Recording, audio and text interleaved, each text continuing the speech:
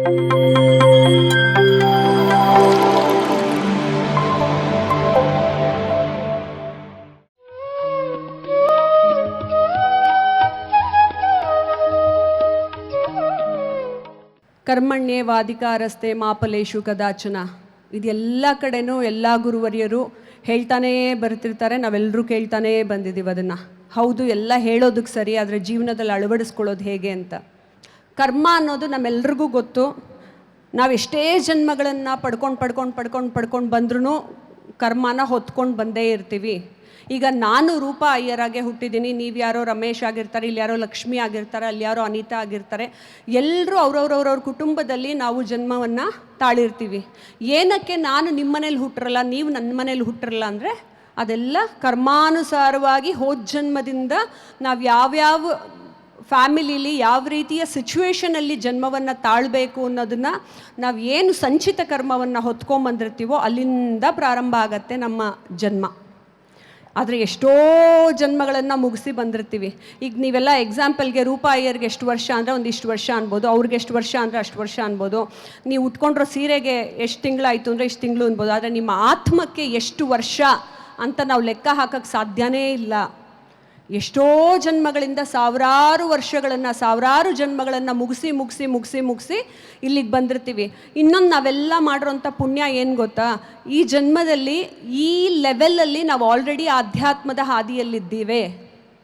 ಬೇರೆ ಎಷ್ಟೋ ಜನಕ್ಕೆ ಇಷ್ಟು ಕೂಡ ಜ್ಞಾನ ಬಂದಿರೋದಿಲ್ಲ. ನಾವು ಯಾವ ರೂಟನ್ನು ಹಿಡಿಬೇಕು, ಯಾವ ದಾರಿಯಲ್ಲಿ ಹೋಗಬೇಕು ಅನ್ನೋದನ್ನು ಕೂಡ ಅವ್ರಿಗೆ ಹೇಳ್ಕೊಡೋರು ಯಾರೂ ಇರಲ್ಲ. ಮತ್ತು ಸರಿಯಾದ ಗುರುಗಳು ಸಿಗದೆ, ಎಸ್ಪೆಷಲಿ ಕಲಿಯುಗದಲ್ಲಿ, ಘೋರ ಕಲಿಯುಗದಲ್ಲಿ ಸರಿಯಾದ ಗುರುಗಳು ಸಿಕ್ಕಿಲ್ಲ ಅಂತಲೇ ಇವತ್ತಿಗೂ ಕೂಡ ಎಲ್ಲ ಸ್ಟೂಡೆಂಟ್ಸ್ ಆಗಿರಲಿ, ಫ್ಯಾಮಿಲಿ ಮೆಂಬರ್ಸ್ ಆಗಲಿ, ಎಲ್ಲರೂ ಕಷ್ಟಪಡ್ತಿರ್ತಾರೆ. ನೀವು ಗಮನಿಸಿ, ಬರ್ತಾ ಎಷ್ಟೊಂದು ಆಶ್ರಮಗಳಾಗ್ತಿದೆ, ಎಷ್ಟೊಂದು ಜನ ಗುರುಗಳಿದ್ದಾರೆ, ಎಷ್ಟೊಂದು ಜನದ ಹತ್ರ ಎಷ್ಟೋ ವಿವಿಧ ರೀತಿಯ ವಿದ್ಯೆಗಳನ್ನು ನಾವು ಕಲಿಯೋಕ್ಕೆ ಅಂತ ಹೋಗ್ತಾನೇ ಇರ್ತೀವಿ. ಆದರೆ ಎಲ್ಲ ಕಡೆನೂ ಕಲ್ತ್ಕೊಂಡ್ಬಂದು ವಾಪಸ್ ಮನೆಗೆ ಬಂದ ತಕ್ಷಣ ನಮ್ಮ ಕಷ್ಟಗಳೆಲ್ಲ ಪರಿಹಾರ ಆಗಿರುತ್ತಾ? ಇಲ್ಲ. ವಾಪಸ್ ನಾವು ಮನೆಗೆ ಹೋದರೂ ಅದೇ ಕಷ್ಟಗಳನ್ನು ಅನುಭವಿಸ್ಬೇಕು. ಅದೇ ಕಷ್ಟಗಳಿಂದ ನಾನು ಹೇಗೆ ಹೊರಗೆ ಬರಬೇಕು ಅಂತ ಯೋಚನೆ ಮಾಡಬೇಕು. ಯಾಕೆ? ನಮ್ಮ ಸಂಚಿತ ಕರ್ಮ ಅಲ್ಲಿಂದ ಶುರು ಮಾಡೋದಕ್ಕೆ ಇದನ್ನು ಹೇಳ್ತಾ ಇದ್ದೀನಿ. ನಾವೆಲ್ಲರೂ ಜೀವನದ ಒಂದೊಂದು ಬೇರೆ ಪರಿಸ್ಥಿತಿಲಿದ್ದೀವಿ. ಎಲ್ಲರೂ ಶ್ರೀಮಂತರೇ ಅಲ್ಲ, ಎಲ್ಲರೂ ಬಡವರೇ ಅಲ್ಲ. ಎಲ್ಲರೂ ಆರೋಗ್ಯವಾಗೇ ಇದ್ದೀವಿ ಅಂತಲ್ಲ, ಎಲ್ಲರಿಗೂ ಆರೋಗ್ಯ ಚೆನ್ನಾಗಿಲ್ಲ ಅಂತಲ್ಲ. ಕೆಲವರಿಗೆ ದೈಹಿಕ ಆರೋಗ್ಯ ಸರಿಗಿಲ್ಲ ಅಂದರೆ ಕೆಲವರಿಗೆ ಮಾನಸಿಕವಾಗಿ ಆರೋಗ್ಯ ಸರಿಗಿರೋದಿಲ್ಲ. ಎಲ್ಲವೂ ಸಮೃದ್ಧಿಯಾಗಿರುತ್ತೆ, ಮಾನಸಿಕ ಆರೋಗ್ಯ ಇರೋದಿಲ್ಲ. 3 ರೀತಿಯ ಕರ್ಮಗಳನ್ನು ನಾವು ಕಾಣಬೇಕಾಗಿ ಬರುತ್ತೆ. ಸಂಚಿತ ಕರ್ಮ, ಪ್ರಾರಬ್ಧ ಕರ್ಮ, ಕ್ರಿಯಾಮಾನ ಕರ್ಮ. ಕ್ರಿಯಾಮಾನ ಕರ್ಮ, ಆಗಾಮಿ ಕರ್ಮ ಅಂತ ಎರಡೂ ಒಂದೇನೆ. ಸಂಚಿತ ಕರ್ಮ ಅಂದ್ರೇನು? ನಾವಾಗಲೇ ಪ್ರಾರಂಭಿಸಿದಾಗೆ ನಮ್ಮ ಎಷ್ಟೋ ಜನ್ಮಗಳಿಂದ ನಾವು ಒಂದು ಬ್ಯಾಸ್ಕೆಟಲ್ಲಿ ಕರ್ಮವನ್ನು ಹೊತ್ಕೊಂಡು ಬಂದಿರ್ತೀವಿ. ಅದನ್ನು ಯಾರೂ ತಪ್ಸೋಕ್ಕೆ ಸಾಧ್ಯ ಇಲ್ಲ.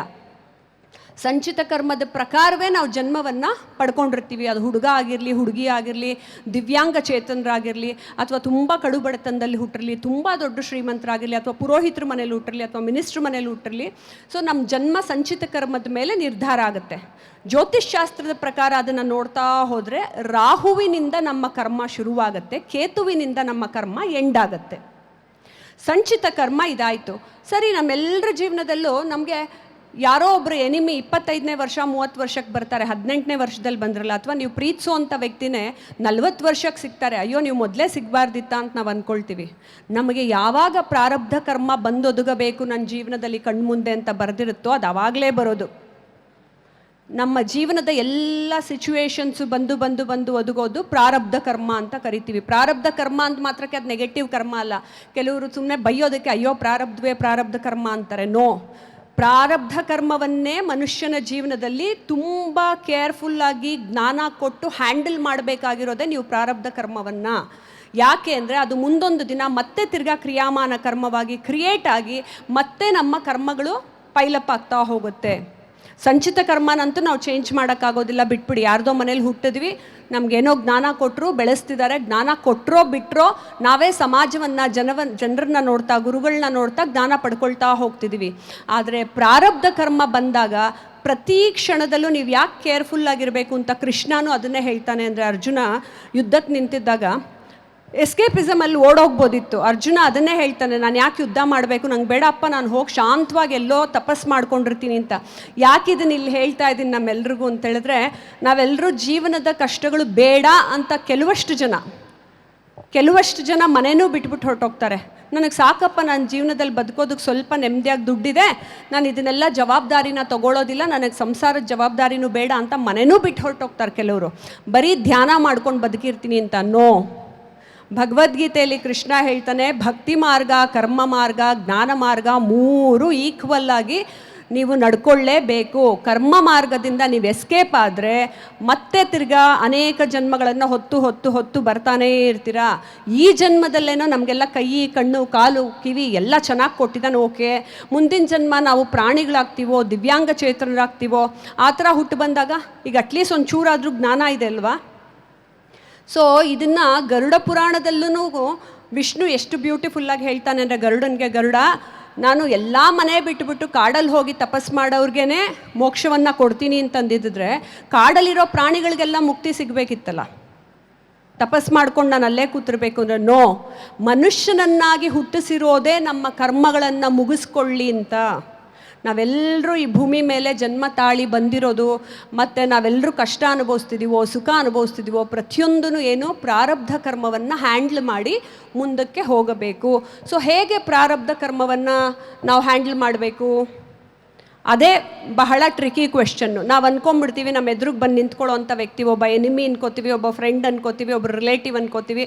ರಿಲೇಟಿವ್ಸಲ್ಲೇ ಇಬ್ಬರು ಕ್ಲೋಸ್ ಆಗಿರ್ತಾರೆ, ಇಬ್ಬರನ್ನ ಕಂಡ್ರೆ ಆಗಲ್ಲ. ಅಥವಾ ಸ್ವಂತ ಮನೆಯಲ್ಲೇ ಕೆಲವರಿಗೆ ಅಪ್ಪ ಅಮ್ಮಂದ್ರಿಗಾಗಲ್ಲ, ಅಥವಾ ಅಪ್ಪನ ಕಂಡ್ರೆ ಮಕ್ಳಿಗಾಗಲ್ಲ, ಅಮ್ಮನ ಕಂಡ್ರೆ ಮಕ್ಳಿಗಾಗಲ್ಲ, ಏನೋ ಒಂದು ಜಗಳಗಳು ನಡೀತಾನೆ ಇರುತ್ತೆ.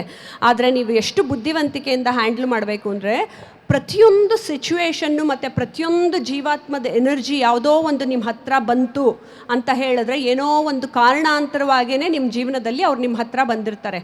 ಇವನ್ ಒಂದು ಸಿಂಗಲ್ ಫೋನ್ ಕಾಲ್, ಯಾವುದೋ ಒಂದು ಎನರ್ಜಿ ನಿಮ್ಮ ಹತ್ರ ಬಂದು ರೀಚ್ ಆಗಿದೆ. ಇಷ್ಟು ಕೋಟಿ ಜನಗಳಲ್ಲಿ ಒಂದು ಎನರ್ಜಿ ಬಂದು ರೀಚ್ ಆಗ್ತಿದೆ ಅಂತ ಹೇಳಿದ್ರೆ, ನೀವು ಪ್ರಜ್ಞಾನಂ ಬ್ರಹ್ಮ, ಪ್ರಜ್ಞೆಯನ್ನು ಉಪಯೋಗಿಸಿ ಅದನ್ನು ಹ್ಯಾಂಡಲ್ ಮಾಡಬೇಕು. ಬಾಯಿಗೆ ಬಂದಂಗೆ ಬೈಯೋದಲ್ಲ. ಕೆಲವು ಸತಿ ಏನಾಗುತ್ತೆ, ನಮ್ಮ ಕರ್ಮ ಪ್ರತಿ ಸತಿ ಶುರುವಾಗೋದು ನಮ್ಮ ಥಾಟ್ಸಿಂದ, ನಮ್ಮ ಮಾತುಗಳಿಂದ. ಆದರೆ ಪ್ರಾರಬ್ಧ ಕರ್ಮವನ್ನು ನೀವು ಪ್ರತಿದಿನ ಹ್ಯಾಂಡಲ್ ಮಾಡಬೇಕಾದಾಗ ಎಲ್ಲ ರಿಲೇಷನ್ಶಿಪ್ಪನ್ನು ನಿಮ್ಮ ಕಡೆಯಿಂದ ನೀವು ಅಚ್ಚುಕಟ್ಟಾಗಿ ನಿಭಾಯಿಸಬೇಕು. ಮೈ ಪ್ಲೇಟ್ ಇಸ್ ಕ್ಲೀನ್ ಅಂತ. ಆಮೇಲೆ ಯಾವತ್ತೂ ಜವಾಬ್ದಾರಿಯಿಂದ ಓಡಿ ಹೋಗಬಾರ್ದು. ಅದನ್ನೇ ಕೃಷ್ಣ ಅರ್ಜುನನಿಗೂ ಹೇಳಿದ್ದು. ಆರಾಮಾಗಿ ಅರ್ಜುನನು ತಪಸ್ ಮಾಡ್ಕೊಂಡು ಋಷಿಮುನಿ ಆಗಿಬಿಡ್ಬಹುದಿತ್ತು, ಅಥವಾ ಕೃಷ್ಣನು ತಥಾಸ್ತು ಅಂದ್ಬಿಟ್ಟು ಎಲ್ಲರನ್ನೂ ಸಾಯಿಸಿಬಿಡ್ಬೋದಿತ್ತು. ಆದರೆ ನೀನೇ ಯುದ್ಧ ಮಾಡಬೇಕು ಅಂತ ಅವನನ್ನು ಹೆಂಗೆ ಹೇಳಿದ್ನೋ, ನಮ್ಮನ್ನೂ ಎಲ್ಲ ಹಾಗೆ ಬಿಟ್ಟಿರೋದು. ಜೀವನದ ಯುದ್ಧವನ್ನು ನಾವೇ ಮಾಡಬೇಕು, ಬೇರೆಯವರು ಮಾಡೋಕ್ಕಾಗಲ್ಲ. ಸೊ ನಮ್ಮ ಯುದ್ಧ ಮಾಡಬೇಕಾಗಿದ್ರೆ ಏನು ಬೇಕು? 2 ಬೇಕಾಗಿರೋದು, ಒಂದು ಜ್ಞಾನ, ಇನ್ನೊಂದು ಪರಮಾತ್ಮನ ಎನರ್ಜಿ. ಆ ಪರಮಾತ್ಮನ ಎನರ್ಜಿನ ನೀವು ಜೊತೇಲಿ ಇಟ್ಕೊಂಡ್ರೆ ಮಾತ್ರ ನಿಮ್ಮ ಕರ್ಮವನ್ನು ಸವಿಸೋಕ್ಕೆ ಸಾಧ್ಯವಾಗೋದು. ಆ ಕರ್ಮವನ್ನು ನಾನು ಮಾಡೋದಿಲ್ಲ ಅಂತ ಇನ್ನು ಕೆಲವ್ರು ಏನು ಮಾಡ್ತಾರೆ, ಒಂದು ಚೌಕಟ್ಟಲ್ಲೇ ಸಂಸಾರದಲ್ಲಿ ಸಿಕ್ಕಾಕೊಂಡ್ಬಿಟ್ಟು ನಾನು ಅಷ್ಟೇ ಸಾಕು, ನಾನು ಹುಟ್ಟಿರೋದೇ ಇಷ್ಟಕ್ಕೆ, ಮಕ್ಳಿಗೆ ಅಡುಗೆ ಮಾಡಿಡಬೇಕು, ಸ್ಕೂಲಿಗೆ ಕಳಿಸ್ಬಿಡ್ಬೇಕು, ಅಥವಾ ಗಂಡ ಆದವರು ನಾನು ಕೆಲಸಕ್ಕೆ ಹೋಗಿ ಬರಬೇಕು, ನನ್ನ ಮಗನಿಗೆ ಒಂದಷ್ಟು ಆಸ್ತಿ ಮಾಡಿಡಬೇಕು, ನಾನು ಇಷ್ಟು ದುಡ್ಡು ಮಾಡ್ಕೊಂಬಿಡ್ಬೇಕು, ಇನ್ಶೂರೆನ್ಸ್ ಮಾಡಿಡಬೇಕು, ಮುಗ್ದೋಯ್ತು ಅನ್ಕೋತಾರೆ. No, again that is escapism. ಅದಕ್ಕಾಗೇ ಋಷಿ ಮುನಿಗಳಾಗಿರಲಿ ಅಥವಾ ಪತ್ರಿಜಿ ಅಂತ ಋಷಿಗಳಾಗಿರಲಿ ಏನಕ್ಕೆ ಧ್ಯಾನ ಮಂದಿರಗಳನ್ನು ಕಟ್ಟಿದ್ರು ಅಂತ ಹೇಳಿದ್ರೆ, ನೀವು ಯಾವಾಗ ಧ್ಯಾನ, ಪೂಜೆ ಇವುಗಳನ್ನು ಮಾಡೋಕ್ಕೆ ಶುರು ಮಾಡ್ತಿರೋ, ನಿಮ್ಮ ಸಂಚಿತ ಕರ್ಮದ ಮೂಲಕ ನಿಮಗೆ ಪ್ರಾರಬ್ಧ ಕರ್ಮ, ಸಂಚಿತ ಕರ್ಮ ನಿಮ್ಮ ಮೈಂಡ್ಗೆ ಗೋಚರಿಸೋಕ್ಕೆ ಶುರುವಾಗತ್ತೆ. ನಮ್ಮ ಜೀವನ ನಾವು ಏನಕ್ಕೆ ಹುಟ್ಟಿದ್ದೀವಿ? ಬರೀ ಇಲ್ಲಿ 3 ಥರ ಭಾವ ಬರುತ್ತೆ: ಪ್ರಾಣಿ ಭಾವ, ವೀರಭಾವ, ದಿವ್ಯ ಭಾವ ಅಂತ. ನಾವು ಪ್ರಾಣಿ ಭಾವದಲ್ಲಿ ಬದುಕಿರ್ತೀವಿ ಅಂದರೆ ಆಯಿತು, ಬರೀ ಊಟ ಮಾಡ್ತೀವಿ, ನಿದ್ದೆ ಮಾಡ್ತೀವಿ, ಕೆಲಸಕ್ಕೆ ಹೋಗ್ತೀವಿ, ದುಡ್ಡು ಕೂಡಿಟ್ವಿ, ಒಂದು ಇನ್ಶೂರೆನ್ಸ್ ಮಾಡ್ಕೊಂಡು ಒಂದಿನ ಸತ್ತೋಗ್ತೀವಿ. So that's a normal life. ವೀರಭಾವ ಇರೋ ವ್ಯಕ್ತಿಗಳೇನು ಮಾಡ್ತಾರೆ, ನಮ್ಮ ಜವಾಬ್ದಾರಿಗಳನ್ನು ಬಿಟ್ಟು ಧ್ಯಾನ ಮಾಡ್ತಾ ಮಾಡ್ತಾ ಮಾಡ್ತಾ ನಿಮಗೆ ಇನ್ನೊಂದಷ್ಟು ಕರ್ಮಗಳು ಗೋಚರಿಸುತ್ತೆ ತಾನಾಗೇನೆ. ನೀನು ಹೋಗಿ ಅದು ಮಾಡು, ನೀನು ಹೋಗಿ ಇದು ಮಾಡು, ನೀನು ಮುಂದೆ ಬಂದಿರೋ ಅಂಥ ವ್ಯಕ್ತಿನ ಇದೇ ರೀತಿ ಹ್ಯಾಂಡಲ್ ಮಾಡು. ಆಮೇಲೆ ಎಲ್ಲ ಜೀವಾತ್ಮದಲ್ಲೂ ಪರಮಾತ್ಮನಿದ್ದಾನೆ. ಸೊ ಅವನು ನಿನ್ನ ಎನಿಮಿನೇ ಆಗಿದ್ದರೂ ಕೂಡ ಅವನನ್ನು ಗೌರವಿಸು. ಅದನ್ನೆಲ್ಲ ಹೇಳ್ಕೊಡ್ತಾ ಹೋದಾಗ ನಿಮಗೆ ಧ್ಯಾನದ ಮೂಲಕ, ಪೂಜೆ ಮೂಲಕ ನಿಮಗೆ ಕರ್ಮ ತುಂಬ ಬ್ಯೂಟಿಫುಲ್ಲಾಗಿ ಸುಲಭ ಆಗ್ತಾ ಹೋಗುತ್ತೆ. ಇನ್ನೊಂದೇನನ್ನ ಹೇಳ್ತಾನೆ ಪರಮಾತ್ಮ ಅಂತ ಹೇಳಿದ್ರೆ, ಅದನ್ನು ನಾವೆಲ್ಲರೂ ಯಾವಾಗಲೂ ಒಂದು ರೀಸನ್ ಕೊಡ್ತೀವಿ. ಅಯ್ಯೋ ನಮಗೆ ತುಂಬ ಕಷ್ಟ, ನಮ್ಮನ್ನು ಯಾರೂ ಮೋಟಿವೇಟ್ ಮಾಡೋರೇ ಇಲ್ಲ, ನನ್ನ ಕರ್ಮಗಳನ್ನು ಮುಗಿಸ್ಕೋಬೇಕು ಅಂತ ಹೇಳಿದ್ರೆ ನಮ್ಮಪ್ಪ ನನಗೆ ಹೆಲ್ಪ್ ಮಾಡಲಿಲ್ಲ, ನಮ್ಮಮ್ಮ ನನಗೆ ಹೆಲ್ಪ್ ಮಾಡಲಿಲ್ಲ, ನನಗೆ ಯಾರೂ ಮೇಸ್ಟ್ರುಗಳಾಗಿರಲಿ ನನಗೆ ಯಾರೂ ಮೋಟಿವೇಟ್ ಮಾಡೋರಿಲ್ಲ ಅಂತ ಅನ್ಕೋತೀರ. ನೋ, ಉದ್ಧರೇದಾತ್ಮರಾತ್ಮಾನಾಂ ಆತ್ಮಾನಾಂ ಅವಸಾದಯೇತ್, ಅದನ್ನು ಕೃಷ್ಣ ಹೇಳ್ತಾನೆ. ಯಾರೂ ಜೀವಾತ್ಮವನ್ನು, ನಿಮ್ಮ ಆತ್ಮವನ್ನು ಬಂದು ಮೋಟಿವೇಟ್ ಮಾಡೋ ಅವಶ್ಯಕತೆ ಇಲ್ಲ. ಪ್ರತಿಯೊಂದು ಜೀವಿಯಲ್ಲೂ ಅಗಾಧವಾದ ಶಕ್ತಿಯನ್ನು ಕೊಟ್ಟಿದ್ದಾನೆ. ನೀವು ಧ್ಯಾನಕ್ಕೆ ಕೂತ್ಕೊಳ್ಳೋ ಪರ್ಪಸ್ ಏನು ಅಂದರೆ ನಿಮಗೆ ಮಾತ್ರ ಪೀಸ್ ಆಫ್ ಮೈಂಡ್ ಸಿಗಬೇಕು ಅಂತ ಅಲ್ಲ. ಪರ್ಪಸ್ ಆಫ್ ಧ್ಯಾನವನ್ನು ನಾವು ಅರ್ಥ ಮಾಡ್ಕೋಬೇಕು. ಪರ್ಪಸ್ ಆಫ್ ಧ್ಯಾನ ಮತ್ತು ಈ ಥರ ಎಲ್ಲ ಧ್ಯಾನ ಮಂದಿರಗಳಾಗಲಿ ಎಲ್ಲ ಕಡೆ ಹೋದಾಗಲೂ, ನಾನು ಬಿಗಿನಿಂಗಲ್ಲಿ ಶುರು ಮಾಡ್ದಂಗೆ ಎಲ್ಲ ಕಡೆಯಿಂದ ಹೋಗಿ ಬಂದಮೇಲೂ ನಮ್ಮ ಜೀವನದಲ್ಲಿ ಕಷ್ಟಗಳು ಯಾಕಿರುತ್ತೆ ಅಂದರೆ ನಾವು ಕಷ್ಟವನ್ನು ಹ್ಯಾಂಡಲ್ ಮಾಡೋದನ್ನು ಕಲ್ತಿರಲ್ಲ. ಪ್ರಾರಬ್ಧ ಕರ್ಮವನ್ನು ಯಾವ ರೀತಿ ಹ್ಯಾಂಡಲ್ ಮಾಡಬೇಕು ಅನ್ನೋದನ್ನ ಕಲ್ತ್ಕೋಬೇಕು ಅಂತಂದಾಗ ಫಸ್ಟು ಜವಾಬ್ದಾರಿಯನ್ನು ತಗೊಳ್ಳೋದನ್ನ ಕಲ್ತ್ಕೋಬೇಕು. ಅದನ್ನು ಹೇಗೆ ಹ್ಯಾಂಡಲ್ ಮಾಡ್ತೀವಿ ಪಝಲ್ನ ಅಂತ ಅನ್ನೋದನ್ನು ನಾವು ಕಲ್ತ್ಕೊಂಡಾಗ ಒಂದೊಂದೇ ಸ್ಟೆಪ್ಪು ಮುಂದಕ್ಕೆ ಹೋಗ್ತೀವಿ. ಆಮೇಲೆ ಕಷ್ಟನೇ ಬರಬಾರ್ದು ಅಂತ ಅಂದ್ಕೊಳ್ಳೋದು ತುಂಬಾ ತಪ್ಪು. ಕರ್ಮತತ್ವದಲ್ಲಿ ಇರೋದೇ ಕಷ್ಟಗಳನ್ನು ನೀವು ಹ್ಯಾಂಡಲ್ ಮಾಡಿ ಪಕ್ಕಕ್ಕಿಟ್ಟು ಮುಂದಕ್ಕೆ ಹೋಗಬೇಕು. ಇನ್ನೊಂದು ಕರ್ಮ ಸಿದ್ಧಾಂತದಲ್ಲಿ ಎಷ್ಟು ಬ್ಯೂಟಿಫುಲ್ಲಾಗಿ ಹೇಳಿದ್ದಾರೆ ಅಂತ ಹೇಳಿದ್ರೆ, ನಿಮಗೂ ನನಗೂ ಎಲ್ರಿಗೂ ಗೊತ್ತು ನಾವೆಲ್ಲವನ್ನು ಭೂಮಿ ಮೇಲೆ ಬಿಟ್ಬಿಟ್ಟು ಮೇಲಕ್ಕೆ ಹೋಗ್ತೀವಿ ಅಂತ. ಆದರೂ ಎಲ್ಲರೂ ಕಷ್ಟಪಡ್ತಿದ್ದೀವಿ ಅನ್ನೋದನ್ನು ಗೊತ್ತು. ಏನಕ್ಕೆ ಕಷ್ಟಪಡ್ತಿದ್ದೀವಿ ಅಂತ ಹೇಳಿದ್ರೆ ಎಲ್ಲ ಮೆಟೀರಿಯಲ್ ಥಿಂಗ್ಸನ್ನು ನೋಡ್ಕೊಂಡು ಕಷ್ಟಪಡ್ತಾ ಇದ್ದೀವಿ. ಅವ್ರಂಗೆ ನನಗೂ ಬೇಕು, ಇವ್ರಂಗೆ ನನಗೂ ಬೇಕು ಅಂತ. ಅಷ್ಟೇ ಅಲ್ಲ, ನಿಜವಾಗ್ಲೂ ನಮಗೆ ಕಲಿಯುಗದಲ್ಲಿ ಒಂದು ಕಾಯಿಲೆ ಬಂತು ಅಂತಂದರೆ ಅದನ್ನು ಹ್ಯಾಂಡಲ್ ಮಾಡೋಕ್ಕೆ ಲಕ್ಷಾಂತರ ರೂಪಾಯಿ ದುಡ್ಡು ಬೇಕು. ಯಾರಿಗೋ ಪಾಪ ತುಂಬ ಬಡತನ ಇದ್ದರೆ ಇವತ್ತಿನ ಕಾಲದಲ್ಲಿ ನಾನು ಓದಿಸ್ಬೇಕು ಅಂದರೆ, ಸ್ಕೂಲ್ ಫೀಸ್ ಕಟ್ಟಬೇಕು ಅಂದರೆ ದುಡ್ಡು ಬೇಕು. ಸೊ ಈ ಎಲ್ಲವನ್ನು ಹ್ಯಾಂಡಲ್ ಮಾಡಬೇಕು ಅಂತ ಹೇಳಿದ್ರೆ ನಿಮ್ಮೊಳಗಿರುವ ಎನರ್ಜಿಯನ್ನೇ ನೀವು ಹೊರಗಡೆ ತಂದ್ಕೋಬೇಕು. ಅದನ್ನು ಎನರ್ಜಿ ಚಾನಲೈಸ್ ಅಂತ ಅಂದ್ಕೊಳ್ತೀವಿ. ಯಾವಾಗಲೂ ನಾವು ಕರ್ಮತತ್ವವನ್ನು ನೀವು ಆಧರಿಸ್ಕೊಂಡು, ನೀವು ಇವಾಗ ಪ್ರತಿಯೊಂದಕ್ಕೂ ಒಂದೊಂದು ತತ್ವ ಇದೆ. ಭೂಮಿಗೆ ಒಂದು ತತ್ವ ಇದೆ, ಮಳೆಗೆ ಒಂದು ತತ್ವ ಇದೆ, ನೀರಿಗೆ ಒಂದು ತತ್ವ ಇದೆ. ಆ ರೀತಿ ನಿಮಗೆ ಮನುಷ್ಯನ ತತ್ವ ಏನು, ಮಾನವೀಯತೆ. ಆ ಮಾನವೀಯತೆ ತತ್ವವನ್ನು ನಾವು ಅಳವಡಿಸ್ಕೊಂಡು ಹೋಗ್ತಾ ಹೋದಾಗ ನಿಮಗೆ ಯಾವುದು ಕಷ್ಟ ಅಂತ ಅನಿಸಲ್ಲ. ಇನ್ನೊಂದು ಟೈಮ್ ಮ್ಯಾನೇಜ್ಮೆಂಟು, ಕರ್ಮನ ಹೆಂಗೆ ಹ್ಯಾಂಡ್ಲ್ ಮಾಡೋದು ಅಂತ ಅನ್ನೋದಕ್ಕೆ. ಯಾಕೆಂದರೆ ನಮಗೆ ಎಲ್ರಿಗೂ ಗೊತ್ತು, ಎನರ್ಜಿ ಇರೋವಾಗಲೇ ನಾವು ಸೋಮಾರಿಗಳಾಗಿ ಕೂತ್ಕೊಂಡ್ಬಿಟ್ಟಾಗ ವಯಸ್ಸಾಗ್ತಾ ಏನಾಗುತ್ತೆ, ನಮಗೆ ಎನರ್ಜಿ ಡ್ರೈನ್ಡ್ ಔಟ್ ಆಗ್ತಾ ಹೋಗ್ತಿರುತ್ತೆ. ನೀವು ನಂಬಲ್ಲ, ನನಗೇನೆ ಇವಾಗ ನಾನು ಹೇಳ್ತೀನಿ, ಕರ್ಮ ಸಿದ್ಧಾಂತವನ್ನು ನನಗೆ ಚಿಕ್ಕ ವಯಸ್ಸಲ್ಲೇ ಹೇಳ್ಕೊಟ್ಟಿದ್ದಿದ್ರೆ ನಾವೆಲ್ಲ ಜೀವನನ ಇನ್ನೂ ಬ್ಯೂಟಿಫುಲ್ಲಾಗಿ ಫಾಲೋ ಮಾಡಬಹುದಾಗಿತ್ತು. ನಮಗೆ ಈ ಕರ್ಮದಿಂದ ಹಿಂಗಾಗತ್ತೆ ಅಂತ ಯಾರೂ ಹೇಳ್ಕೊಡೋರು ಇರಲಿಲ್ಲ. ಆಮೇಲೆ ಕೆಟ್ಟ ಕರ್ಮವನ್ನು ನಾನು ಹೋದ ಜನ್ಮದಲ್ಲಿ ಆಯಿತು ಎಷ್ಟೊಂದು ಮಾಡ್ಕೊಂಬಂದು ಒಂದು ಬ್ಯಾಸ್ಕೆಟಲ್ಲಿ ಇಷ್ಟುದ್ದ ತೊಗೊಂಬಂದಿದ್ದೀನಿ ಅಂತ ಇಟ್ಕೊಳ್ಳಿ. ಅದಕ್ಕೆ ಈ ಜನ್ಮದಲ್ಲಿ ದೇವರು ಒಂದು ಬ್ಯೂಟಿಫುಲ್ ಆಪ್ಷನ್ನ ಕೊಡ್ತಾನೆ, ಕ್ರಿಯಾಮಾನ ಕರ್ಮ ಅಂತ. ಯಾಕೆ ಎಲ್ಲ ಜನರಿಗೂ ಇನ್ನೇನು ಕೆಲಸ ಶುರು ಮಾಡ್ತಾರೆ ಅಡ್ಡ ಬಂದಿಲ್ಲತ್ತೆ, ಅಡ್ಡ ಬಂದಿಲ್ಲತ್ತೆ, ಕಷ್ಟದ ಮೇಲೆ ಕಷ್ಟ ಬರುತ್ತೆ ಅಡ್ಡ ಬಂದಿಲ್ಲತ್ತೆ, ಯಾಕೆ ಪೂರ್ಣಗೊಳಿಸೋಕ್ಕಾಗಲ್ಲ ಅಂತ ತುಂಬ ಜನ ಪ್ರಶ್ನೆ ಕೇಳ್ತಾರೆ. ಅದೇನು ಅಂದರೆ ನಮಗೆ ಗೊತ್ತಿಲ್ಲದೇನೋ ಹೋದ ಜನ್ಮದಲ್ಲಿ ಅಥವಾ ಎಷ್ಟೋ ಜನ್ಮಗಳಲ್ಲಿ ಎಷ್ಟೊಂದು ಬ್ಯಾಡ್ ಕರ್ಮಗಳನ್ನು ಮಾಡ್ಕೊಂಡು ಬಂದ್ಬಿಟ್ಟಿರ್ತೀವಿ ನಾವು. ಅದನ್ನು ನಲ್ಲಿಫೈ ಮಾಡ್ಕೊಳ್ಳೋದಕ್ಕೇ ಈ ಜನ್ಮದಲ್ಲಿ ಕ್ರಿಯಾಮಾನ ಕರ್ಮವನ್ನು ಮಾಡು ಅಂತ ಪರಮಾತ್ಮ ನಮಗೆ ತಿರ್ಗಾ ಕೈ ಕಣ್ಣು ಕಾಲು 24 hours ಉಸಿರಾಟ ಎಲ್ಲ ಬ್ಯೂಟಿಫುಲ್ ರೆಡಿಮೇಡ್ ವ್ಯಕ್ತಿಯನ್ನು ನಮ್ಮನ್ನು ಬಿಸಾಕಿರ್ತಾನೆ ಭೂಮಿ ಮೇಲೆ. ಅದನ್ನು ಉಪಯೋಗಿಸ್ಕೊಂಡು ನಾವು ಹೇಗೆ ಕರ್ಮವನ್ನು ಮುಗಿಸಿ ಜೊತೆಗೆ ನಮ್ಮನೆ ಫೌಂಡೇಶನ್ ಕರ್ಮ ಸ್ವಾರ್ಥಿಗಳಾಗಿ ಮಾಡ್ಕೊಳ್ಳೋದನ್ನ ಬಿಟ್ಟು ನಾವು ಎಷ್ಟು ಪುಣ್ಯ ಕರ್ಮಗಳನ್ನು ಮಾಡ್ತಾ ಹೋಗ್ತೀವೋ ಹೋದ ಜನ್ಮದ ಕರ್ಮಗಳೆಲ್ಲ ಹೊಂದಿಸಿ ಬರೀ ಥರ ನಲ್ಲಿಫೈ ಆಗಬೇಕು. ಆ ರೀತಿ ಆದ್ರೇ ನಮಗೆ ನೆಕ್ಸ್ಟ್ ಸಕ್ಸಸ್ ಅನ್ನೋದು ಸಿಗೋದು. ಯಾವ ಸಕ್ಸಸ್ಸು? ದೇವ್ರ ಹತ್ರ ಸಿಗಬೇಕಾಗಿರೋ ಸಕ್ಸಸ್ಸು. ಆಮೇಲೆ ಮನುಷ್ಯನ ಜನ್ಮದ ಪರ್ಪಸ್ಸನ್ನೇ ನಾವು ತಿಳ್ಕೊಂಬಿಟ್ಟಾಗ ನಮಗೆ ಕೆಲಸಗಳು ಮಾಡೋದು ಇವೆಲ್ಲ ಕಷ್ಟ ಅಂತ ಅನಿಸೋದೇ ಇಲ್ಲ. ನಾನು ಯಾರಿಗಾರ ಹೇಳಿದ್ರೆ ಮುಕ್ತಿ ಸಿಗಬೇಕು ಅಂತ, ಯಾಕೆ ಮೇಡಮ್ ಲೈಫ್ ಎಷ್ಟು ಬ್ಯೂಟಿಫುಲ್ ಆಗಿದೆ, ಎಂಜಾಯ್ ಮಾಡಬೇಕಲ್ವ, ಯಾಕೆ ಮೇಡಮ್ ಮುಕ್ತಿ ಸಿಗಬೇಕು, ಯಾಕೆ ಮೇಡಮ್ ಇದೇ ಕೊನೆ ಜನ್ಮ ಆಗಬೇಕು ಅಂತಾರೆ. ನಾವಾಗಲೇ ಹೇಳ್ದಂಗೆ ಇವಾಗೇನೋ ಚೆನ್ನಾಗಿದ್ದೀವಿ, ಎಂಜಾಯ್ ಮಾಡ್ತಾ ಇದ್ದೀರಾ, ಅದಕ್ಕೆ ಓಕೆ ಅಂತೀರಾ. ನೆಕ್ಸ್ಟ್ ಜನ್ಮ ಹೆಂಗೆ ಕೊಡ್ತಾನೆ ಅಂತ ಹೆಂಗೆ ಗೊತ್ತಾಗತ್ತೆ? ಇದೇ ಬುದ್ಧಿನ ಕಿತ್ಕೊಂಡ್ಬಿಟ್ಟು ಬುದ್ಧಿಮಾಂದ್ಯತೆಯಲ್ಲಿ ಕಳಿಸ್ಕೊಟ್ರೆ, ಇವಾಗ ಪರಮಾತ್ಮ ಏನನ್ನು ಕೊಟ್ಟಿದ್ದಾನೋ ಅದನ್ನು ಉಪಯೋಗಿಸ್ಕೊಂಡು ನಾವು ಹೇಗೆ ಹೋಗ್ತೀವಿ ಮುಂದಕ್ಕೆ ಅಂತ ಅನ್ನೋದು ಬಹಳ ಮುಖ್ಯ ಆಗತ್ತೆ. ಕರ್ಮತತ್ವನೇ ಬಹಳ ಮುಖ್ಯವಾಗಿರೋದು ಜೀವನದಲ್ಲಿ. ನಾವೆಲ್ಲೇ ಹೋಗಿ ಏನೇ ಕಲ್ತ್ರು, ಏನೇ ಮಾಡಿದ್ರು, ಎಷ್ಟೇ ಸಂಪಾದನೆ ಮಾಡಿದ್ರು, ನಿಮಗೂ ಎಲ್ರಿಗೂ ಗೊತ್ತು, ನಾವು ಬೀರುಲ್ಲಿ ಕೂಡಿಟ್ಟಿರುವ ದುಡ್ಡು ಶಾಶ್ವತವಾಗಿರೋದಿಲ್ಲ, ನಾವು ಕಟ್ಟಿರುವಂತಹ ಮನೆ ಮಠಗಳು ಶಾಶ್ವತವಾಗಿರೋದಿಲ್ಲ. ಆಮೇಲೆ ನಾವು ಸತ್ತ ಮೇಲೆ ಪರಮಾತ್ಮ ನಮ್ಮನ್ನು ಲೆಕ್ಕ ಕೇಳೋದು ಕೂಡ ನೀನು ಎಷ್ಟು ಕಾರ್ ತೊಗೊಂಡಿದ್ದೆ, ನೀನು ಎಷ್ಟು ಅಂತಸ್ತು ಮನೆಯನ್ನು ಕಟ್ಟಿದ್ದೆ ಅನ್ನೋದಲ್ಲ. ನಿನಗೆ ಕೊಟ್ಟಿದ್ದೆಪ್ಪ 100 ವರ್ಷ ಆಯುಸ್ಸು, ನೀನೇನೇನು ಮಾಡಿದೆ ತೋರಿಸು. ನಿಮ್ಮದು ಕರ್ಮದ್ದೇ ಲೆಕ್ಕ ಕೇಳ್ತಾರೆ ಹೊರತು ಇನ್ಯಾವುದ್ರದ್ದು ಅಲ್ಲ. ಇನ್ನೊಂದನ್ನು ನಾವು ಕರ್ಮ ಹ್ಯಾಂಡ್ಲ್ ಮಾಡ್ಬೇಕಾದ್ರೆ ಪೂರ್ತಿ ಕ್ಲಿಯರಾಗಿ ಮೈಂಡಲ್ಲಿ ಇಟ್ಕೋಬೇಕು. ಅದನ್ನು ಕೃಷ್ಣ ಕೂಡ ಅರ್ಜುನನಿಗೆ ಹೇಳ್ದ. ಅಹಂ ಆತ್ಮ ಗೂಢಕೇಶ ಸರ್ವಭೂತಸ್ಯ ಸ್ಥಿತಃ ಅಹಂ ಆದಿಂ ಚ ಮಧ್ಯಂ ಚ ಭೂತಾನಾಂ ಅಂತಮೇವ ಚ. ನಾನೇ ಎಲ್ಲ ಜೀವಾತ್ಮದಲ್ಲೂ ಕೂತ್ಕೊಂಡಿರುವಂತಹ ಶಕ್ತಿ ಚೈತನ್ಯ ಅಂತ ಹೇಳಿದಾಗ ನಿಮ್ಮೆದುರಿಗೆ ಬರುವಂತಹ ಎನಿಮಿ ಕೂಡ ಅವನದೇ ಚೈತನ್ಯ. ಅಥವಾ ಮನೇಲಿ ಜಗಳ ಆಡ್ತಾ ಇರೋಂಥ ಅಪ್ಪ ಆಗಿರಲಿ, ಮಾವ ಆಗಿರಲಿ, ಅತ್ತೆ ಆಗಿರಲಿ, ಅದು ಕೂಡ ಪರಮಾತ್ಮನ ಚೈತನ್ಯವೇ. ಆವಾಗ ನೀವು ಪ್ರಾರಬ್ಧ ಕರ್ಮವನ್ನು ಹ್ಯಾಂಡ್ಲ್ ಮಾಡೋದಕ್ಕೆ 1 ನಿಮಿಷ ಪಾಸ್ ತೊಗೊಂಡು ಯೋಚಿಸ್ಬೇಕು. ದೇವರು ನನಗೇನೋ ಟೆಸ್ಟ್ ಮಾಡೋಕ್ಕೆ ಅವನನ್ನು ಕಳಿಸಿದ್ದಾನೆ ನನ್ನ ಜೀವನದಲ್ಲಿ, ಅಥವಾ ಅವಳನ್ನು ಕಳಿಸಿದ್ದಾರೆ ನನ್ನ ಜೀವನದಲ್ಲಿ. ಆಯಿತು, ನನಗೆ ಎಮೋಷ್ನಲಿ ನೋವಾಗ್ತಾ ಇದೆ, ಆಯಿತು ನಾನು ಮನನೊಂದ್ಬಿಟ್ಟಿದ್ದೀನಿ, ಆಯಿತು ಎಲ್ಲ ಕಿತ್ಕೊಂಡು ಹೊರಟೋದ್ರು ನನ್ನಿಂದ, ಎಲ್ಲ ಕಿತ್ಕೊಂಡು ಹೋದರೂ ದೇವ್ರು ನೋಡ್ತಾ ಇರ್ತಾನಲ್ವ ನಿಮ್ಮ ಲೆಕ್ಕನ.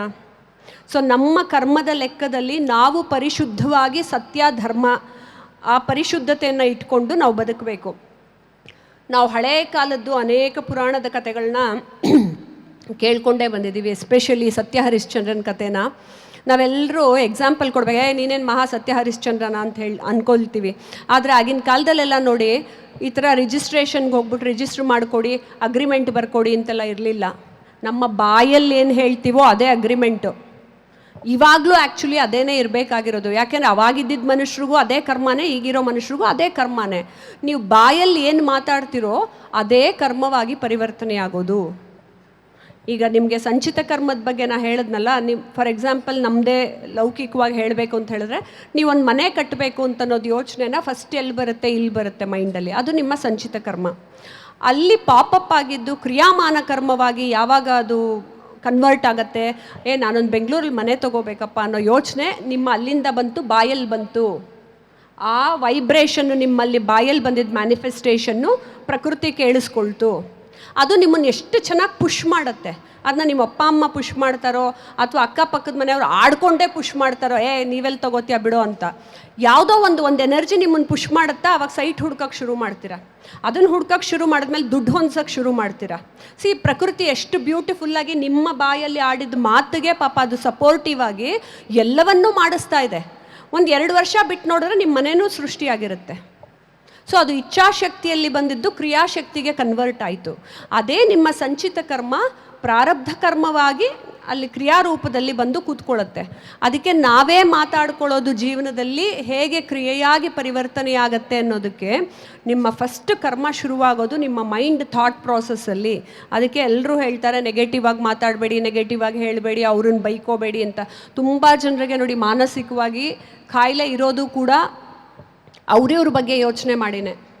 ಮನುಷ್ಯನ ದೇಹದಲ್ಲಿ ಅತೀ ದೊಡ್ಡ ನರ್ವು ವೇಗಸ್ ನರ್ವು. ನೀವು ಪ್ರಾಣಾಯಾಮ ಮಾಡ್ತಾ ಮಾಡ್ತಾ ಮಾಡ್ತಾ ಮತ್ತು ಹಳೆ ಕಾಲದಲ್ಲಿ ನಮಗೆಲ್ಲ ತಣ್ಣೀರು ಸ್ನಾನ ಮಾಡಿ ಅಂತಂದ್ಬಿಟ್ಟು ವೇದಪಾಠ ಶಾಲೆಗೆ ಹೋಗೋ ಮಕ್ಕಳಿಗೆಲ್ಲ ತಣ್ಣೀರು ಸ್ನಾನ ಮಾಡಿಸೋರು. ಯಾಕೆಂದರೆ ನಿಮ್ಮ ವೇಗಸ್ ನರ್ವ್ ಆ್ಯಕ್ಟಿವೇಟ್ ಆಗಲಿ ಅಂತ. ಸೊ ಯಾವಾಗ ಮನುಷ್ಯನಿಗೆ ವೇಗಸ್ ನರ್ವ್ ಆ್ಯಕ್ಟಿವೇಟ್ ಆಗುತ್ತೋ ಅದು ಬ್ರೈನಿಂದ ಹಿಡಿದು, ಹಾರ್ಟಿಂದ ಹಿಡಿದು, ಲಿವರಿಂದ ಹಿಡಿದು, ಕಿಡ್ನಿಯಿಂದ ಹಿಡಿದು ಎಲ್ಲದರ ಆರೋಗ್ಯವನ್ನು ತಾನೇ ಸರಿಪಡಿಸುವಂತಹ ಶಕ್ತಿ ಅದರಲ್ಲಿದೆ. ಅದ್ರ ಜೊತೆಗೆ ನಿಮ್ಮ ಆಜ್ಞಾಚಕ್ರದ ಪಿಟ್ಯುಟರಿ ಗ್ಲ್ಯಾಂಡಿಂದ ಮೆಲಟನಿನ್ ಉತ್ಪತ್ತಿ, ಸೆರೋಟನಿನ್ ಉತ್ಪತ್ತಿ ಆಗೋದಕ್ಕೂ ಕೂಡ ಅದು ಶಕ್ತಿಯನ್ನು ಕೊಡುತ್ತೆ. ಯಾವುದರಿಂದ? ಬರೀ ಉಸಿರಾಟದಿಂದ. ಸೊ ವೈಜ್ಞಾನಿಕವಾಗಿರಲಿ ಆಧ್ಯಾತ್ಮಿಕವಾಗಿರಲಿ, ಸರಿ ಇಷ್ಟೆಲ್ಲ ಏನಕ್ಕೆ ಮಾಡ್ತೀರಾ? ತಿರ್ಗಾ ಇಷ್ಟೆಲ್ಲ ಮಾಡೋದು ನಿಮ್ಮ ಕರ್ಮ ಮುಗಿಸ್ಕೊಳ್ಳೋದಕ್ಕೆ. ಯಾವ ಕರ್ಮ? ಎಗೇನ್ ಅದನ್ನು ಮಕ್ಳಿಗೂ ಹೇಳ್ಕೊಡ್ಬೇಕು. ಯಾಕೆಂದರೆ ನಮ್ಮ ಜೀವನ ಅಂತೂ ಇಲ್ಲಿ ತನಕ ಅರ್ಧ ಬಂದು ಸ್ಟಕ್ ಆಗಿಬಿಟ್ಟಿದ್ದೀವಿ. ಆಲ್ರೆಡಿ ಎಷ್ಟೋ ತಪ್ಪುಗಳನ್ನು ಮಾಡಿಬಿಟ್ಟಿದ್ದೀವಿ ಜೀವನದಲ್ಲಿ. ತಿರುಗಿ ಈಚೆ ಹೋಗ್ಬಿಟ್ಟು ಹಿಂದೆ ಹೋಗಿ ಸರಿಪಡಿಸ್ಕೊಳ್ಳೋಕ್ಕಂತೂ ಆಗಲ್ಲ. ದೇವ್ರ ಹತ್ರ ನಾವು ಕ್ಷಮಾಪಣೆ ಕೇಳ್ಕೊತೀವಿ, ಸಾಷ್ಟಾಂಗ ನಮಸ್ಕಾರ ಮಾಡಿ ಶರಣಾಗತಿ ತೊಗೊಂಡು, ಅಥವಾ ಪ್ರಕೃತಿ ಹತ್ರನೇ ನೀವು ಕೇಳ್ಕೊಳ್ಳಿ. ಎಷ್ಟೋ ಜನ್ಮದಿಂದ ಎಷ್ಟೋ ಜನರಿಗೆ ಅಥವಾ ಈ ಜನ್ಮದಲ್ಲೇ ಸಾವಿರಾರು ತಪ್ಪುಗಳನ್ನು ನಾವು ಮಾಡ್ಕೊಂಬಂದಿರ್ತೀವಿ. ಇನ್ನೂ ಕೆಲವ್ರು ಸರಿ ತಪ್ಪು ಅನ್ನೋದು ಅದೆಂಗೆ ಗೊತ್ತಾಗ್ಬಿಡುತ್ತೆ ಅಂತಾರೆ. ಎಲ್ಲವೂ ಗೊತ್ತಾಗುತ್ತೆ ನಮ್ಮ ಕಾನ್ಷಿಯಸ್ನೆಸ್ಗೆ. ಅದನ್ನೇ ಪ್ರಜ್ಞಾನಂ ಬ್ರಹ್ಮ ಅಂತ ಹೇಳೋದು. ಸೊ ಎಲ್ಲವೂ ಗೊತ್ತಿದ್ದಾಗ ನಾವು ನಾನು ತಪ್ಪು ಮಾಡಿದ್ನೋ ಸರಿ ಮಾಡಿದ್ನೋ ಕರ್ಮದಲ್ಲಿ, ಆದರೆ ಪುಣ್ಯಕರ್ಮಗಳನ್ನು ಮಾಡೋದಕ್ಕೆ ಮಾನವೀಯತೆ ಅನ್ನೋದಿರುತ್ತಲ್ಲ, ಅದನ್ನು ನೀವು ಮುಂದೆ ಇಟ್ಕೋಬೇಕು. ಇದನ್ನು ನಾವು ಅಸ್ಟ್ರಾಲಜಿಕಲಿನೂ ನಾವು ಅದನ್ನೇ ಹೇಳ್ತೀವಿ. ಯಾವ ಗ್ರಹಗಳು ನಮ್ಮ ಜೊತೆ ಇಲ್ಲದೆ ಹೋದ್ರೂ ಯಾವಾಗಲೂ ಗುರುಗ್ರಹ ಇರಬೇಕು. ನೀವೆಲ್ಲರೂ ಗಮನಿಸಿರ್ತೀರ, ರೀ ಗುರುಬಲ ಚೆನ್ನಾಗಿದೆಯನ್ರಿ ನೀವು ಮನೆ ಕಟ್ಟೋಕ್ಕೆ, ಗುರುಬಲ ಚೆನ್ನಾಗಿದೆಯನ್ರಿ ಮದುವೆ ಮಾಡೋಕ್ಕೆ ಅಂತ. ಯಾವ ಗ್ರಹ ಸರಿಗಿಲ್ದಿದ್ರು ಗುರು ಯಾರು ಹೇಳಿ? ನಿಮ್ಮ ಜ್ಞಾನಕಾರಕ. ನಿಮಗೆ ಗುರು ಇವತ್ತು ನೀವು ಇಲ್ಲಿ ಕೂತಿರೋದು ಕೂಡ ಗುರುಗಳಿಗೋಸ್ಕರನೇ. ಇಷ್ಟೆಲ್ಲ ಧ್ಯಾನ ಮಂದಿರದಲ್ಲಿ ಮತ್ತೆ ಗುರು ಪೌರ್ಣಮಿ ದಿನಾನೇ ಕೂತಿದ್ವಿ. ಗುರು ಗುರು ಗುರು ಗುರು ನಿಮಗೆ ಹೊರಗಡೆ ಗುರು ಸಿಗದೆ ಹೋದರೂ ಬೇಡ, ಪ್ಲಾನೆಟ್ ಗುರು ಸಿಗದೆ ಹೋದರೂ ಬೇಡ, ಪರಮಾತ್ಮ ಅಥವಾ ಸಮ್ ಪಾಸಿಟಿವ್ ಎನರ್ಜಿ ಇದೆಯಲ್ಲ ಅದೇ ಗುರು. ಸೊ ಅದು ನಿಮಗೆ ಪ್ರತಿ ಕ್ಷಣದಲ್ಲೂ ನಿಮಗೆ ಗೈಡ್ ಮಾಡ್ತಾ ಹೋಗುತ್ತೆ, ನೀವೇನು ಮಾಡಬೇಕು ಜೀವನದಲ್ಲಿ ಮುಂದೆ ಅಂತ. ನಾನು ಆ್ಯಕ್ಚುಲಿ 15-20 ನಿಮಿಷ ಮಾತಾಡ್ಬಿಟ್ಟು ನಾನು ಇಂಟ್ರಾಕ್ಷನ್ ಸೆಷನ್ ಇಟ್ಕೊಳ್ಳೋಣ ಅಂತಲೇ ನಾನು ಹೇಳಿದೆ. ಯಾಕೆಂದರೆ ನಾನೇ ಮಾತಾಡ್ತಾ ಹೋದರೆ ನಿಮ್ಮಲ್ಲಿ ಕೆಲವಷ್ಟು ಪ್ರಶ್ನೆಗಳಿರುತ್ತೆ, ಅದಕ್ಕೆ ಉತ್ತರ ಕೊಡೋದು ಸಮಂಜಸ ಅಂತ ನನಗನ್ಸುತ್ತೆ. ಸೊ ಇದು ಕರ್ಮ ಮಾರ್ಗದಲ್ಲಿ ಮನುಷ್ಯ ಭಗವದ್ಗೀತೆಯಲ್ಲಿ ಹೇಳಿರೋ ಪ್ರಕಾರ ನಾನೇನು ಹೇಳ್ತೀನಿ ಅಂದರೆ, ಭಕ್ತಿ ಮಾರ್ಗ, ಕರ್ಮ ಮಾರ್ಗ, ಜ್ಞಾನ ಮಾರ್ಗ, ಮೂರೂ ಮಾರ್ಗಗಳನ್ನು ನೀವು ದಯವಿಟ್ಟು ಪರಿಪಾಲಿಸಿ. ಒಂದನ್ನು ಬಿಟ್ಟು ಒಂದರಲ್ಲಿ ಹೋಗ್ತೀನಿ, ನಾನು ಬರೀ ಪಾಂಡಿತ್ಯ ಪಡೆದುಬಿಟ್ಟು ಜ್ಞಾನ ಮಾರ್ಗದಲ್ಲಿ ಹೋಗ್ತೀನಿ ಅಂತ ಕರ್ಮದಿಂದ ಎಸ್ಕೇಪ್ ಆದರೆ, the purpose of human life it self is ಕರ್ಮ ಮಾರ್ಗ. ಆ ಕರ್ಮ ಮಾರ್ಗದ ಪ್ರತಿ ಹೆಜ್ಜೆನೂ ಕಾನ್ಷಿಯಸ್ ಆಗಿಡು ಅಂತ ಹೇಳ್ತಾನೆ ಪರಮಾತ್ಮ. ಆಮೇಲೆ ಎಲ್ಲ ಸಂಬಂಧಗಳನ್ನು ನೀಟಾಗಿ ನಿಭಾಯಿಸು ಅಂತ ಹೇಳ್ತಾನೆ. ಯಾವುದೋ ಒಂದು ಕಾರಣಾಂತರಗಳಿಂದ ಪ್ರತಿಯೊಬ್ಬರು ನಿಮ್ಮ ಜೀವನದಲ್ಲಿ ಬಂದಿರ್ತಾರೆ, ಅದನ್ನು ಪಕ್ಕಕ್ಕೆ ತಳ್ಳಿ ಎಸ್ಕೇಪ್ ಆಗಿ ಮುಂದಕ್ಕೆ ಹೋಗಬೇಡಿ. ಅದು ಬೇರೆ ಥರ ಮತ್ತೆ ಬರುತ್ತೆ ನಿಮ್ಮನ್ನು ಹಿಡ್ಕೊಳ್ಳೋದಕ್ಕೆ. ಅದ್ರ ಬದಲು ಕೂತು ಅದನ್ನ ನಿಭಾಯಿಸ್ಬಿಟ್ಟು ಅದನ್ನು ನೀಟಾಗಿ ಪಕ್ಕಕ್ಕೆ ಒಂದು ಒಪ್ಪಂದದ ಮೇಲೆ ಆದರೂ ಪಕ್ಕಕ್ಕೆ ಇಟ್ಬಿಟ್ಟು ಮುಂದಕ್ಕೆ ಹೋಗಬೇಕು. ಅದೇ ರೀತಿ ಜ್ಞಾನ ಮಾರ್ಗದಲ್ಲಿ ಜ್ಞಾನವನ್ನು ಪಡ್ಕೊಳ್ಳದೆ ಕೂಡ ನೀವು ಹೋಗಬೇಡಿ. ಯಾಕೆ ಅಂದರೆ ಸರಿಯಾದ ಜ್ಞಾನ ಸಿಗೋದು ಬಹಳನೇ ಮುಖ್ಯ ಮನುಷ್ಯನಿಗೆ. ನಾನು ಏನು ಮಾಡಬೇಕು ಅನ್ನೋದು. ನಾನು ಇವಾಗ ನಾವೆಲ್ಲ ಕೂತಿರೋದು ಆ್ಯಕ್ಚುಲಿ ಜ್ಞಾನ ಮಾರ್ಗವನ್ನು ನಾವೆಲ್ಲ ಹಂಚ್ಕೊಳ್ತಾ ಇದ್ದೀವಿ ಅಷ್ಟೇ. ಇದು ನಾನು ಹೇಳ್ತಾ ಇದ್ದೀನಿ ಅಂತಲ್ಲ, ನಾನು ಕೂಡ ಬೇರೆ ಕಡೆಯಿಂದ ತಾನೇ ಓದಿ ಕಲ್ತಿರೋದು, ಉಪನಿಷತ್ತಲ್ಲಿ ಓದಿ ಕಲ್ತಿರೋದು, ಭಗವದ್ಗೀತೆಯಲ್ಲಿ ಓದಿ ಕಲ್ತಿರೋದು, ಅದನ್ನು ಎಕ್ಸ್ಚೇಂಜ್ ಮಾಡ್ಕೋತಾ ಇದ್ದೀನಿ. ಯಾಕೆಂದರೆ ಸರಿಯಾದ ಜ್ಞಾನ ನಮಗೆ ಗೊತ್ತಿದ್ದಾಗ ನಮಗೆ ಗೊತ್ತಾಗತ್ತೆ ನಾವು ನೆಕ್ಸ್ಟ್ ಏನು ಮಾಡಬೇಕು ಅಂತ. ಅದೇ ರೀತಿ ಭಕ್ತಿಯನ್ನು ಬಿಟ್ಬಿಟ್ಟು ಹೋಗಬೇಡಿ. ಭಕ್ತಿ ಬಹಳನೇ ಮುಖ್ಯ. ಅದು ಒಂದು ಕಾಫಿ ಮಾಡಿಕೊಡಿ ಅಂತ ಯಾರೋ ಕೇಳಿದ್ರು ಕೂಡ ಅದನ್ನ ಪ್ರೀತಿಯಿಂದ ಭಕ್ತಿಯಿಂದನೇ ನೀವು ಮಾಡಿಕೊಡ್ಬೇಕು. ಆವಾಗಲೇ ಅದು ಕೂಡ ನಿಮ್ಮ ಕರ್ಮ ಟೆಸ್ಟಿಂಗು. ಪ್ರತಿ ಹೆಜ್ಜೆಲೂ ನಿಮ್ಮ ಕರ್ಮವನ್ನು ಪರಮಾತ್ಮ ಆಗಲಿ ನೇಚರ್ ಆಗಲಿ ಒಬ್ಬರು ಕೌಂಟ್ ತೊಗೊಳ್ತಾನೇ ಇರ್ತಾರೆ, ಏನು ಮಾಡ್ತಿರ್ತಾರೆ ಅಂತ. ನಾವು ಸತ್ತ ಮೇಲೂ ಕೂಡ ಪ್ರತಿಯೊಂದು ಕೌಂಟಾಗಿ ಹೋಗೋದು, ಯಮಲೋಕಕ್ಕೆ ಹೋಗೋದಾಗಿರಲಿ ಅಥವಾ ಗರುಡ ಪುರಾಣದ ಮೂಲಕ ನನಗೆ ಮುಕ್ತಿ ಸಿಗತ್ತೋ, ನನ್ನ ನರಕಕ್ಕೆ ಹಾಕ್ತಾನೋ, ಅಲ್ಲಿ ಹಾಕ್ತಾನೋ, ಇಲ್ಲಿ ಹಾಕ್ತಾನೋ ಗೊತ್ತಿಲ್ಲ, ಎಲ್ಲಿ ಹಾಕಿದ್ರೂ ನನ್ನ ಕರ್ಮ ಒಂದೇ ಕೌಂಟ್ ಆಗೋದು. ನಮ್ಮ ಬ್ಯಾಂಕ್ ಬ್ಯಾಲೆನ್ಸಲ್ಲಿ ಎಷ್ಟು ಕೋಟಿ ಇಟ್ಟಿದ್ದೆ ಅನ್ನೋದು ಕೂಡ ಖಂಡಿತ ಕೌಂಟ್ ಆಗಲ್ಲ. ನನ್ನ ಹತ್ರ ಎಷ್ಟು ಪುಣ್ಯಕರ್ಮ ಇದೆ ಅನ್ನೋದು ಮಾತ್ರ ಕೌಂಟ್ ಆಗುತ್ತೆ. ಇನ್ನೊಂದು ಹೇಳ್ತೀನಿ ಕೇಳಿ, ಎಲ್ಲ ಸಂಪಾದನೆ ಮಾಡಿಬಿಟ್ಟು ನಾನು 10% ಏನೋ ಚಾರಿಟಿಗೆ ಕೊಡ್ತೀನಿ, ಅವಾಗ ದೇವ್ರು ನನಗೆ ಪುಣ್ಯಕರ್ಮ ತಥಾಸ್ತು ಅಂತ ಕೊಡ್ತಾರೆ. ನೋ, ಪ್ರಕೃತಿ ಮತ್ತು ದೇವರು ಎಲ್ಲ ಎಕ್ಸ್ಪೆಕ್ಟ್ ಮಾಡೋದು ನಿಮ್ಮ ಟೈಮೂ ಕೂಡ ಬೇಕು, ನಿಮ್ಮ ಜ್ಞಾನ ಕೂಡ ಬೇಕು, ನಿಮ್ಮ ಭಕ್ತಿ ಕೂಡ ಬೇಕು. ಬರೀ ದುಡ್ಡು ಕೊಡೋದ್ರಿಂದ ನೀವು ಚಾರಿಟಿಯಿಂದ ಪುಣ್ಯಕರ್ಮವನ್ನು ಸಂಪಾದನೆ ಮಾಡಿ ಆಶೀರ್ವಾದ ಪಡ್ಕೊಳ್ತೀವಿ ಅಂತ ಅನ್ನೋದು ಸುಳ್ಳು. ಬರೀ ದುಡ್ಡು ಕೊಟ್ಬಿಟ್ರೆ ಆಗೋದಿಲ್ಲ. ನೀವು ಸೇವೆಗಾಗಿಯೇ ಒಂದಷ್ಟು ಸಮಯವನ್ನು ಮುಡಿಪಾಗಿಡಬೇಕು. ಅದನ್ನು ನಾವು ಪುರಾಣಗಳಲ್ಲೂ ಕೂಡ ಬಹಳ ಕಡೆ ಉಲ್ಲೇಖಿತವಾಗಿದೆ ಮತ್ತು ಉಪನಿಷತ್ತುಗಳಲ್ಲಿ ಉಲ್ಲೇಖಿತವಾಗಿದೆ. ಅದನ್ನೆಲ್ಲ ನೋಡಿಕೊಂಡೇ ಬಂದಿದ್ದೀವಿ ನಾವೆಲ್ಲರೂ. ಸೊ ಈ ರೀತಿ ಕರ್ಮ, ಭಕ್ತಿ ಮತ್ತು ಜ್ಞಾನ ಮಾರ್ಗವನ್ನು ಈಕ್ವಲ್ಲಾಗಿ ನಾವು ಮ್ಯಾನೇಜ್ ಮಾಡ್ಕೊಂಡು ಹೋದಾಗ ಲೈಫು ಬ್ಯೂಟಿಫುಲ್ಲಾಗಿರುತ್ತೆ. ಸೊ ಜೀವನದಲ್ಲಿ ಯಾವುದೂ ಕಷ್ಟ ಅಂತ ಅಲ್ಲ, ಎಲ್ಲವೂ ಸುಲಭ ಅಂತಲೂ ಅಲ್ಲ. ಪ್ರತಿ ಹೆಜ್ಜೆ ಕಷ್ಟ ಇದ್ರೇ ನಿಮಗೆ ಬ್ಯೂಟಿಫುಲ್ ಆಗಿರೋದು. ಯಾಕೆ ಅಂದರೆ ಅವಾಗ ಅರ್ಥ ಮಾಡ್ಕೊಳ್ಳಿ, ಯು ಆರ್ ಫಿನಿಶಿಂಗ್ ಯುವರ್ ಕರ್ಮ. ಯಾರು ಸೋಂಬೇರಿಗಳ ಥರ ಟಿ ವಿ ಹಾಕ್ಕೊಂಡು ನೋಡಿಕೊಂಡು ನನಗೆ ಮುಗ್ದೋಯ್ತಪ್ಪ, ಮಕ್ಕಳನ್ನ ಓದಿಸ್ಬಿಟ್ಟು ಹೋಮ್ವರ್ಕ್ ಆಯಿತು, ನನಗೆ ಇದಾಗೋಯ್ತಾ ಅಂತ ನೀವು ಟಿ ವಿ ನೋಡ್ಕೊಂಡು ಕೂತಿರ್ತಾರೆ ಅನ್ನೋದು ನೀವು ಕರ್ಮ ಮುಗಿಸ್ತಿದ್ದೀರಾ ಅಂತಲ್ಲ. ನೀವು ಯಾವಾಗ ಧ್ಯಾನಕ್ಕೆ ಕೂತ್ಕೋತಿರೋ ನಿಮ್ಗೆ ಅನೇಕ ವಿಚಾರಗಳು ಗೋಚರಿಸುತ್ತಲ್ಲ, ಅದನ್ನು ಹಿಡ್ಕೊಂಡು ಅದರಿಂದ ಹೋಗಬೇಕು ನೀವು. ಅದನ್ನು ಹಿಡ್ಕೊಳಕ್ಕೆ ಹೋದಾಗಲೇ, ಇವಾಗ ಯಾರಿಗೋ ಒಬ್ಬರಿಗೆ ಅತಿಯಾದ ಕನಸುಗಳಿರುತ್ತೆ, ಆ ಕನಸು ಏನು ಬರುತ್ತೆ ಅಂದರೆ ನಿಮ್ಮ ಸಬ್ಕಾನ್ಷಿಯಸ್ ಮೈಂಡಲ್ಲಿ ಬರುವಂತಹ ಕನಸು. ನೀವು ಧ್ಯಾನದಲ್ಲಿ ಕೂತಾಗ ಬರೋದು ದೈವಿಕವಾಗಿ ಬರುವಂತಹ ಕನಸು. ನೀವು ಬಂದಿರೋದೇ ಧ್ಯಾನ ಮಂದಿರಕ್ಕೆ ಸುಲಭವಾಗಿ ಕರ್ಮವನ್ನು ನಿಭಾಯಿಸೋದು ಹೇಗೆ ಅನ್ನೋದನ್ನು ತಿಳಿಯೋದಕ್ಕೆ. ಬರೀ ನನಗೆ ಪೀಸ್ ಆಫ್ ಮೈಂಡ್ ಬೇಕು, ಅದಕ್ಕೆ ಬಂದಿದ್ದೀನಿ ಅಂತ ಅಂದ್ಕೊಂಡಿದ್ರೆ ಅದು ತಪ್ಪು. ಹೇಳ್ತಾ ಇದ್ದೀನಿ ಕೇಳಿ. ಅಷ್ಟೇ ಅಲ್ಲ ನಿಮ್ಮ ಜೀವನ. ಬರೀ ಪೀಸ್ ಆಫ್ ಮೈಂಡ್ ಬೇಕು ಅಂದರೆ ಒಂದು ಕಾಮಿಡಿ ಫಿಲಮ್ ನೋಡ್ಕೊಂಡು ಮನೇಲೇ ಆರಾಮಾಗಿ ಕೂತ್ಕೋಬೋದು, ಅದಲ್ಲ. ನೇಚರೇ ನಿಮ್ಮನ್ನು ಕರ್ಕೊಂಬಂದಿರುತ್ತೆ ಇಲ್ಲಿಗೆ, ನಿಮ್ಮ ನೆಕ್ಸ್ಟ್ ಲೈಫು ಏನಾಗಬೇಕು ಅನ್ನೋದಕ್ಕೆ. ಆಮೇಲೆ ಕಷ್ಟ ಪಡ್ತಿದ್ದೀನಿ ಅನ್ನೋದಕ್ಕೆ ಸಂತೋಷ ಪಡಿ. ಫಿಸಿಕಲಿ ಪೇಯ್ನ್ ಆಗತ್ತೆ, ಆಗಲಿ ಬಿಡಿ. ಸುಸ್ತಾಗಿ ಹೋಗಿದ್ದೀವಿ, ಆಗಲಿ ಬಿಡಿ. ಯಾವಾಗಲೂ ಊಟ ಮಾಡ್ತಿರ್ತೀವಿ. ಆ್ಯಕ್ಚುಲಿ ಹಳೆ ಕಾಲದಲ್ಲಿ ಬರೀ ಒಂದು ಹಿಡಿ ಊಟ ಮಾಡೋರು, ಒಂದೊತ್ತು ತಿನ್ನೋರು. ನಾವೆಲ್ಲರೂ 3 ಹೊತ್ತು ತಿಂತೀವಿ. ಹಾಗಾದ್ರೆ 3ರಷ್ಟು ಹೆಚ್ಚು ಕೆಲಸ ಮಾಡಬೇಕಲ್ವಾ? ಸೊ ಕರ್ಮ ಮಾರ್ಗದಲ್ಲಿ ತುಂಬ ಸುಲಭ ಅಂತ ನೀವು ಯಾವಾಗ ಮೆಂಟಲ್ ವಿಲ್ ಪವರ್ ಇಟ್ಕೊಂಡು ಮುಂದಕ್ಕೆ ಹೋಗ್ತಿರೋ, ಆಮೇಲೆ ಕೌರವರು ಎಷ್ಟೇ ಜನ ನಿಂತಿದ್ರು ಪರವಾಗಿಲ್ಲ, ನನ್ನ ಜೊತೆ ಕೃಷ್ಣ ಪರಮಾತ್ಮ ಇದ್ದಾನೆ ಅಂತ ನೀವು ನಿಂತ್ಕೋತಿರೋ, ಆವಾಗ ನಿಮಗೆ ಯಾವ ಕರ್ಮನೂ ಬಂದು ಕತ್ತಿಸ್ಕಲ್ಲ. ನಿಮಗೆ ಬ್ಯೂಟಿಫುಲ್ಲಾಗಿ ಕೈ ಹಿಡಿದು ಮುನ್ನಡೆಸಿ ನಿಮಗೆ ವಿಜಯನ ಕೊಡುತ್ತೆ. So it's a very big topic ಕರ್ಮ ಅನ್ನೋದು. ನಿಮ್ಮೆಲ್ಲರ ಜೀವನನೂ ತುಂಬ ಚೆನ್ನಾಗಿರಲಿ ಅಂತ ಹಾರೈಸ್ತೀನಿ. ನೀವೆಲ್ಲರೂ ಸಂತೋಷವಾಗಿರಿ, ತುಂಬ ಮೆಂಟಲ್ ಸ್ಟ್ರೆಸ್ ತೊಗೋಬೇಡಿ, ಆರಾಮಾಗಿರಿ. PMC ಕನ್ನಡ ಚಾನೆಲ್ ಅನ್ನು ಲೈಕ್ ಮಾಡಿ, ಶೇರ್ ಮಾಡಿ, ಸಬ್ಸ್ಕ್ರೈಬ್ ಮಾಡಿ ಮತ್ತು ಮಾಡಿಸಿ. ಎಲ್ಲರಿಗೂ ಧನ್ಯವಾದಗಳು.